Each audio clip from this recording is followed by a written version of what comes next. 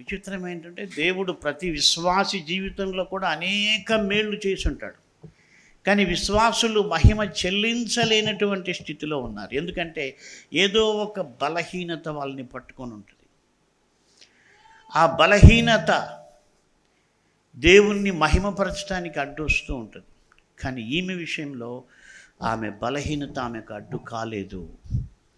ఆమె సమాజ మందిరానికి వచ్చింది. మరి ఆమె జీవితంలో ఆమె యొక్క గొప్ప విశ్వాసం ఎవరు ఆమెను ఆటంకపరచలేకపోయారు.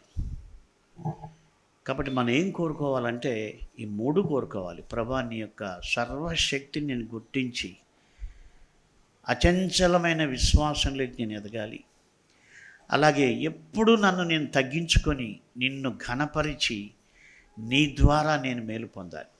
3వది, నేనేమి కోరుకునే దానికంటే అన్నిటికంటే ముఖ్యంగా నేను నీ చిత్తం చేసే బిడ్డగా ఉంటే మీరే ఎక్కడెక్కడ ఏం చేయాలో చూస్తారు.